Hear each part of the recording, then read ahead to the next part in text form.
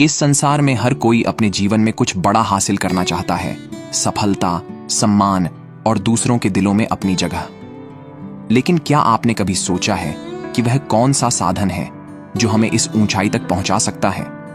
यह साधन और कुछ नहीं बल्कि हमारे शब्द हैं। हां, हमारे शब्दों में इतनी शक्ति है कि वे किसी की दुनिया बदल सकते हैं। हमारे शब्द तीर की तरह होते हैं, जो एक बार निकल जाए तो गहरा असर छोड़ते हैं। इनके माध्यम से हम किसी को खुश कर सकते हैं, किसी का मन बदल सकते हैं या किसी को निराश कर सकते हैं। इसलिए हमें सबसे पहले यह समझना होगा कि शब्द केवल संचार का माध्यम नहीं है, बल्कि ये एक ऐसा हथियार है जिनका सही उपयोग हमें सफलता की ऊंचाइयों तक पहुंचा सकता है। दोस्तों, इस दुनिया का सबसे शक्तिशाली हथियार न तो तलवार है और न ही बंदूक, बल्कि हमारे खुद के शब्द हैं। शब्दों में इतनी शक्ति होती है कि वे इस दुनिया को हिला सकते हैं, लोगों के दिल जीत सकते हैं और जीवन को पूरी तरह से बदल सकते हैं। आपने देखा होगा कि कई बार एक साधारण दिखने वाला व्यक्ति भी लोगों के दिलों में जगह बना लेता है। उसे सम्मान, शोहरत और धन मिलते हैं क्योंकि वह अपने शब्दों का सही ढंग से उपयोग करना जानता है। आपने कभी सोचा है कि ऐसा क्यों होता है? क्या कोई व्यक्ति बिना किसी खास पहचान के भी लोगों का दिल जीत सकता है? यह कहानी उसी जादू को बताने वाली है। तो दोस्तों, मेरा निवेदन है कि आप 5 मिनट का टाइम निकालकर ये कहानी को सुने ताकि आपकी सोच बदल जाए। बहुत समय पहले हिमालय की शांत वादियों में एक प्रसिद्ध बौद्ध भिक्षु रहते थे। उनकी ज्ञान की ख्याति दूर दूर तक फैल चुकी थी और लोग उनकी शिक्षाओं से प्रेरणा लेने आते थे। एक दिन एक जिज्ञासु व्यक्ति उनके पास आया और बोला, गुरुदेव, मैंने सुना है कि इस दुनिया में हमें चतुराई से बात करनी चाहिए, वरना हम हमेशा पीछे रह जाएंगे। क्या आप मुझे बता सकते हैं कि चतुराई से बोलने का क्या अर्थ है? और क्या यह सच है कि बिना चतुराई के हम आगे नहीं बढ़ सकते? भिक्षु ने उसकी बात बहुत ध्यान से सुनी और फिर एक शांत मुस्कान के साथ उत्तर दिया, बेटा, चतुराई से बोलने का अर्थ केवल चालाकी नहीं है, बल्कि सही समय पर सही शब्दों का चयन करना है। इस संसार में सबसे शक्तिशाली हथियार हमारे शब्द होते हैं। चाहे वे बोले जाएं या लिखे जाएं, उनका प्रभाव गहरा होता है। शब्दों का सही प्रयोग इंसान की जिंदगी बदल सकता है, और अगर उन्हें गलत समय पर गलत तरीके से इस्तेमाल किया जाए तो वही शब्द भारी विनाश भी ला सकते हैं। जैसे फूलों की तरह शब्द प्रेम और शांति फैला सकते हैं, वैसे ही तीर की तरह यही शब्द घाव भी कर सकते हैं। फिर भिक्षु ने गहराई से समझाते हुए कहा, इसलिए जब भी बोलो, सोच समझ कर बोलो। तुम्हारे शब्दों में वही शक्ति होनी चाहिए जैसा तुम चाहते हो कि तुम्हारे साथ हो। अगर तुम्हारे शब्द सच्चे और सही होंगे तो वे न केवल दूसरों को प्रभावित करेंगे, बल्कि तुम्हारे जीवन में भी सकारात्मक बदलाव लाएंगे। याद रखो, शब्द कभी वापस नहीं लिए जा सकते। उन्हें इस तरह से चुनो कि वे प्रेम और करुणा के दूत बने, न कि नफरत और द्वेष के। यही है चतुराई से बोलने की असली कला। बुद्ध ने व्यक्ति को समझाते हुए कहा, शब्दों की शक्ति असीम होती है। यदि तुम चाहो तो अपने शब्दों के माध्यम से किसी की जिंदगी में उजाला भर सकते हो, और अगर चाहो तो उन्हीं शब्दों से किसी की जिंदगी में अंधकार ला सकते हो।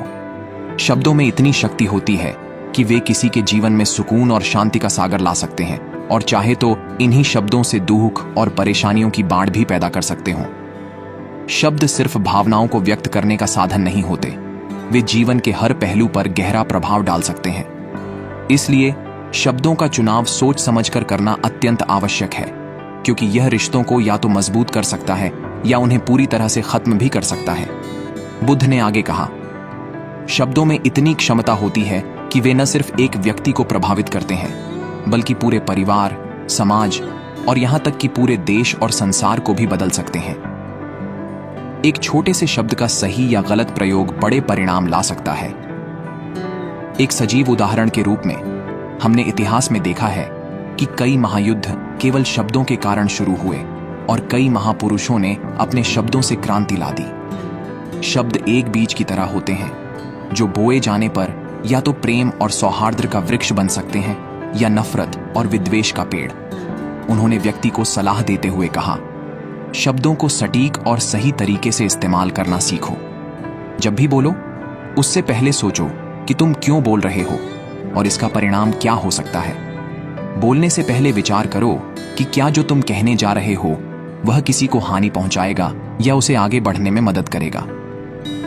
भगवान ने हमें 2 कान और 1 मुंह इसलिए दिए हैं ताकि हम अधिक सुने और कम बोलें। जो लोग अपनी वाणी पर संयम रखते हैं और सोच समझकर बोलते हैं, वे अक्सर अपने जीवन में अधिक सफल होते हैं और दूसरों के साथ मजबूत संबंध बनाते हैं। बुद्ध ने अपने शिष्यों की बात सुनते हुए मुस्कुराकर कहा, तुम्हारे प्रश्न का उत्तर सरल है, लेकिन इसे समझना और अपनाना थोड़ा कठिन है। जब कोई व्यक्ति तुम्हारे साथ बुरा व्यवहार करता है, अपमानित करता है या कटु शब्दों का प्रयोग करता है, तो वह वास्तव में अपने भीतर की अशांति को व्यक्त कर रहा होता है। जो उसके पास है वही वह तुम्हें दे सकता है। यदि उसके भीतर क्रोध और द्वेष है तो वही उसकी वाणी में झलकता है।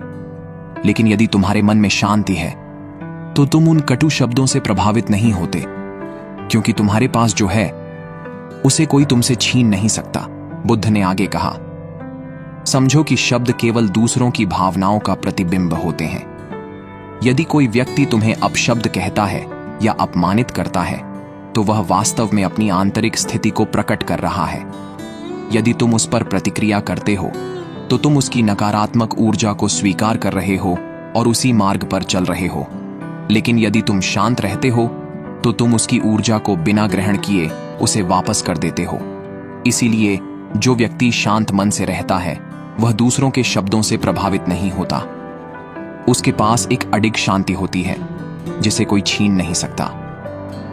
अंत में बुद्ध ने कहा, जब हम अपने मन को शांत और संतुलित रखते हैं तो कोई भी बाहरी परिस्थिति हमें विचलित नहीं कर सकती।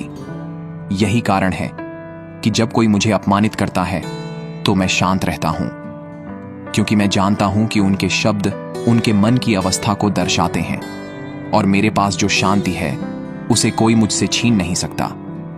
जब हम इस सत्य को समझ लेते हैं तब हम अपने जीवन में भी शांति और संतुलन बनाए रखने में सक्षम होते हैं। बुद्ध ने उस व्यक्ति की जिज्ञासा को समझते हुए कहा, शब्दों का चयन परिस्थितियों के अनुसार किया जाना चाहिए। यह आवश्यक नहीं है कि हम हर समय केवल मीठे शब्द ही बोलें। जैसे एक चिकित्सक कड़वी दवा देता है लेकिन उसका उद्देश्य रोगी को स्वस्थ करना होता है, वैसे ही कभी कभी कठोर शब्दों की भी आवश्यकता होती है, परंतु वह कठोरता केवल तब होनी चाहिए जब वह वास्तव में जरूरी हो और उसमें कोई द्वेष या बुराई का भाव नहीं होना चाहिए। जब कठोर शब्द भी प्रेम और समझ के साथ बोले जाते हैं तो वे किसी के जीवन को बदल सकते हैं। बुद्ध ने आगे कहा, कई बार लोग यह सोचते हैं कि केवल मीठे बोल ही प्रभावी होते हैं, लेकिन यह हमेशा सत्य नहीं है। कुछ परिस्थितियां ऐसी होती हैं जहां सच्चाई को स्पष्ट और कठोर रूप में प्रस्तुत करना आवश्यक हो जाता है, परंतु इसका अर्थ यह नहीं है कि उन कठोर शब्दों में क्रोध या अहंकार हो। यदि कठोर शब्द भी किसी की भलाई के लिए बोले जाए और सही ढंग से प्रस्तुत किए जाए तो वे भी उतने ही प्रभावी हो सकते हैं जितने कि मीठे शब्द। अंत में बुद्ध ने कहा, इसलिए शब्दों का सही इस्तेमाल बहुत महत्वपूर्ण है। तुम यह सुनिश्चित करो कि जो भी शब्द तुम बोलो, चाहे वे कठोर हों या मधुर, उनका उद्देश्य हमेशा सच्चाई और भलाई के मार्ग पर हो। जब तुम्हारे शब्द प्रेम और करुणा से भरे होंगे तब वे चाहे जैसे भी हों, वे दूसरों के जीवन में सकारात्मक बदलाव ला सकते हैं। आगे बुद्ध ने एक और महत्व समझाते हुए कहा, बुद्ध ने संतुलन के महत्व पर अपनी बात को विस्तार से समझाते हुए कहा, जीवन में संतुलन अत्यधिक आवश्यक है, विशेषकर जब बात हमारे शब्दों की आती है। जैसे हम भोजन करते समय स्वाद और पोषण का ध्यान रखते हैं, उसी प्रकार हमें यह भी ध्यान रखना चाहिए कि हमारे शब्द कब मधुर हों और कब कठोर। हमेशा मीठा बोलना या हमेशा कठोर होना दोनों ही गलत हैं, क्योंकि दोनों ही स्थितियों में हम सही संदेश देने में असफल हो सकते हैं। बुद्धिमानी यह है कि हमें समय और परिस्थिति को देखते हुए शब्दों का चयन करना चाहिए। जब हमारे शब्द सही समय पर संतुलन के साथ बोले जाते हैं तब वे लोगों के हृदय को छूते हैं और उनके जीवन में सकारात्मक परिवर्तन लाते हैं। शिष्यों ने बुद्ध से यह जानना चाहा कि वह स्वयं इस संतुलन को कैसे बनाए रखते हैं। इस पर बुद्ध ने उन्हें समझाया कि यह संतुलन मन की स्थिरता से आता है। जब मन शांत और स्थिर होता है तभी हम विचारपूर्वक बोल पाते हैं। अशांत मन से निकले शब्द अक्सर गलतफहमियां पैदा कर सकते हैं, और किसी को अनजाने में आहत भी कर सकते हैं। इसलिए बुद्ध का पहला निर्देश था कि पहले अपने मन को शांत करो, क्योंकि स्थिर मन से बोले गए शब्द ही सही दिशा में बह सकते हैं और उनका प्रभाव भी गहरा होता है। अंत में बुद्ध ने कहा कि शब्दों की वास्तविक शक्ति को समझना जरूरी है, लेकिन उससे भी महत्वपूर्ण है अपने मन की स्थिति को समझना। जब मन शांत, स्थिर और करुणा से भरा हो, तभी हमारे शब्द किसी के जीवन में सकारात्मक परिवर्तन ला सकते हैं। यही वह संतुलन है जो हमें अपने जीवन में साधने का प्रयास करना चाहिए। बुद्ध ने आगे कहा, अब तुम्हें यह समझना होगा कि शब्दों की शक्ति को सही तरीके से कैसे लागू किया जाए। इसे केवल समझना ही काफी नहीं है, बल्कि इसे अपने जीवन में उतारना भी जरूरी है। अपने शब्दों को सावधानी पूर्वक चुनने के लिए तुम्हें कुछ अभ्यास करने होंगे। सबसे पहले, जब भी तुम कुछ बोलने का निर्णय लो तो अपनी भावनाओं को पहचानो। क्या तुम क्रोधित हो, दुखी हो या प्रसन्न? अपनी भावनाओं को समझने से तुम सही शब्दों का चयन कर पाओगे। उन्होंने एक उदाहरण दिया, मान लो कि तुम किसी से नाराज हो। यदि तुम तुरंत प्रतिक्रिया देते हो तो संभव है कि तुम ऐसे शब्द कह दो जो बाद में तुम्हें पछतावा दिला सकते हैं। लेकिन यदि तुम कुछ क्षण रुकते हो और अपनी भावनाओं को समझते हो तो तुम संतुलित और विचारशील शब्दों का उपयोग कर पाओगे। इसलिए अभ्यास करो कि जब भी तुम कुछ बोलने जा रहे हो, पहले खुद से पूछो कि क्या यह शब्द इस समय उचित हैं और क्या ये किसी को आहत करेंगे। बुद्ध ने फिर कहा, दूसरा अभ्यास यह है कि अपने आसपास के लोगों से संवाद करते समय उनकी बातों को ध्यान से सुनो। भगवान ने हमें 2 कान दिए हैं ताकि हम अधिक सुन सकें और कम बोलें। जब तुम दूसरों की बात सुनते हो तो तुम उनकी भावनाओं और दृष्टिकोण को समझ पाते हो, जिससे तुम्हारे शब्द और भी प्रभावी होते हैं। यही कारण है कि एक अच्छे वक्ता हमेशा एक अच्छे श्रोता भी होते हैं। बुद्ध ने कहा, यदि तुम इन सब बातों का पालन करते हो तो निश्चित रूप से तुम्हारे जीवन में सकारात्मक परिवर्तन आएगा। लोग तुम्हारी बातों की सराहना करेंगे, तुम्हें सम्मान देंगे और तुम्हारे शब्दों के प्रति अधिक आकर्षित होंगे। तुम्हारी शब्दों की शक्ति तुम्हें महानता की ओर ले जाएगी। याद रखो, जैसे तुम शब्दों का चयन करोगे, वैसा ही तुम्हारा जीवन बनेगा। इसलिए आज से ही अपने शब्दों के प्रति जागरूक रहो। हर शब्द की शक्ति को समझो और इसे सही दिशा में उपयोग करो, क्योंकि यही वह रास्ता है जो तुम्हें सफलता, सम्मान और दूसरों के दिलों में एक विशेष स्थान दिलाएगा। जैसा चाहोगे वैसा ही होगा।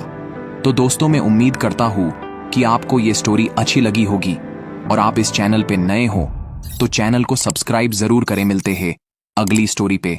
Thank you.